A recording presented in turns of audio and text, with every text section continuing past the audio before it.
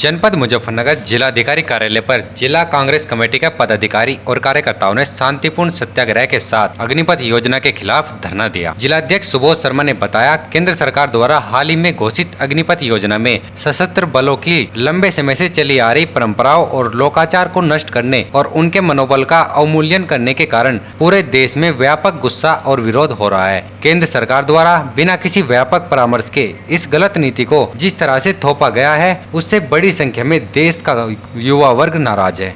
आज कांग्रेस पार्टी जनपद मुजफ्फरनगर नगर और सभी फ्रंटल संगठन, वैसे तो पूरे देश में ही ये शांतिपूर्वक सत्याग्रह आंदोलन चल रहा है, जहाँ डिस्ट्रिक्ट हेडक्वार्टर पर प्रत्येक विधानसभा में ये अग्निपथ योजना जो केंद्र सरकार लाई है उसके खिलाफ है।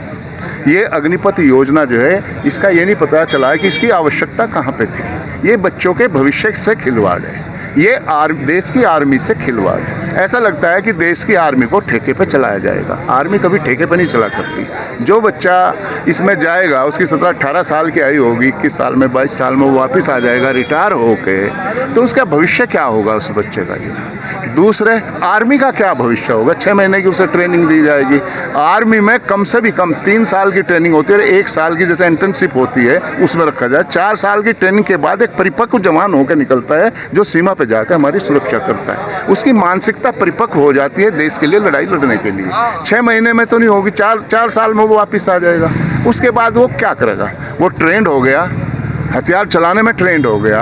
अगर उसे रोजगार नहीं मिलता तो इससे हमें ऐसा लगता है कि कुछ भविष्य, युवाओं का भविष्य दूसरी तरफ ना चला जाए। और क्राइम, हाँ, कुछ हिंदू संगठन है इस अग्निपथ योजना को तो अच्छी बता रहे हैं, जन जन तक उसके लिए पहुंचाने का काम कर रहे हैं। कह रहे हम युवाओं को समझाएंगे कि अच्छा सही है ये।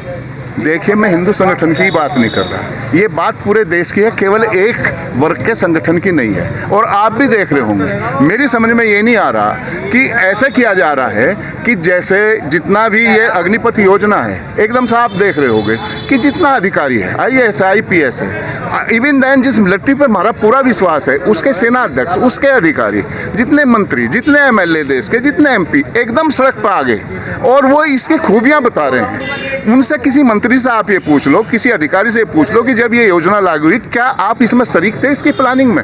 उनमें से कोई भी इसमें शरीक नहीं है। देश को ऐसे चलाया जा रहा है, इस योजना को ऐसे बताया जा रहा है जैसे कि कुछ सेल कर रहे हो। सारे सेल्समैन बन गए जितने इनके मंत्री हैं, MLA हैं, वो ऐसे बात कर रहे हैं जैसे कोई प्रोडक्ट बेच रहे हो। आर्मी को एक प्रोडक्ट बना दिया बेचने के लिए जो है।